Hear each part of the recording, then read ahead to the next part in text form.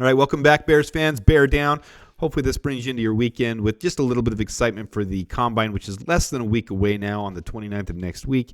It's coming up fast, and I'm excited for it. I think a lot of you guys are too. I've already done the wide receiver, the guard, the center positions. I'm trying to do the key positions where I'm 100% positive we're drafting someone. I'm trying to debate on whether I do a safety one. This is really just a hype to get a couple of metrics, a couple of statistics in front of your face about guys who are coming into the Combine who we might draft, because at these positions, we're definitely taking a receiver in this draft. We're definitely taking a guard and a center and maybe a safety, but definitely a tight end. I don't see a situation where we don't take a tight end in this draft. Here's the tight ends that have officially been invited to the Combine. There in front of you. Most of these have a lot of upside. I really like a lot about different positions, different stats about different guys here in this draft.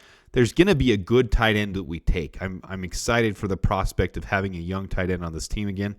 Tight ends typically take a couple years to develop, but there's some of these guys that really could be impact players on day one.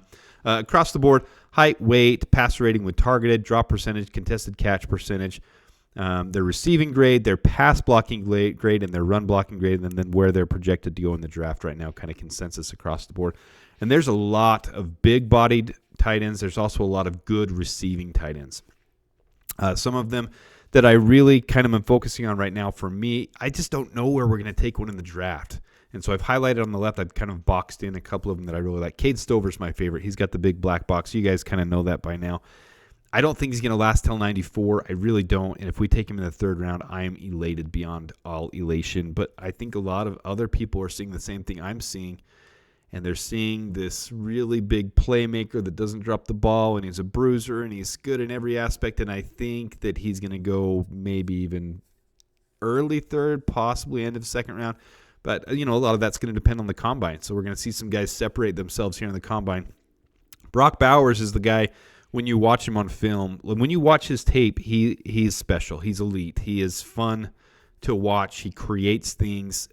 He could definitely have a Sam Laporta type of impact day one from the team that he goes to.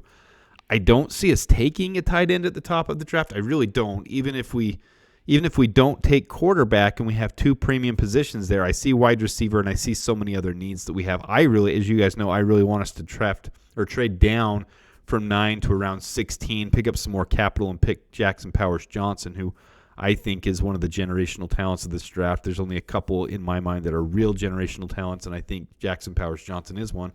But if we took Brock Bowers, I wouldn't be upset. I really wouldn't. He's that good. But I really, really hope that we take someone around that third round with Cade Stover, Ben Sinnott types. There's some good tight ends in this draft, so it's going to be a lot of fun. Where this all comes into play is right now we only have one tight end on the team. I think I don't know what's going to happen. Nobody knows what's going to happen, but I think we take someone like Mercedes Lewis, who has a lot of upside and he's a strong blocking tight end, and we re-sign him to a minimum deal, and we bring a young tight end in. I wouldn't be shocked if we sign one in free agency. But with Shane Waldron, the Seahawks ranked 9th in explosive pass plays last year. 14% and 5th in explosive run plays during Shane's tenure. A lot of people talk about Shane's 12 personnel sets. He utilized 11 personnel as his primary staple on all three downs, 64.2% usage in the NFL. Bears ranked 19th in EPA for both 11 and 12 personnel groupings. 11 personnel just means one tight end on the field, 3 receivers, and 12 personnel is 2 tight ends on the field. And he's kind of known for that, and this is why. So the Bears ranked 19th in EPA. That's expected points added for both 11 and 12 personnel groupings under Luke Getsy, while the Seahawks ranked 16th in EPA for 11 personnel, but 4th in EPA for 12 personnel. So he is really well known for how he uses and how he schemes up 2 tight end sets. He's really solid at it. So even if we signed Noah Fant in free agency, I wouldn't be shocked by that, but I really think he's going to bring in a young tight end. I think that's what Poles will do, because we already have a solid staple with Cole Kmet, and that's a good building foundation, and tight ends usually take a couple years to get going, but a great foundation to learn from. So not a whole lot other than that in this video. You guys know how I like the drop percentages low and the contested catches high.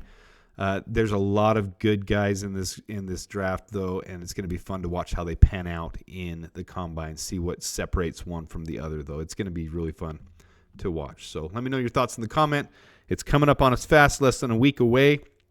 We're almost there from the combines, guys, which means we're going to be getting some big news drops real soon. Things are going to start rolling.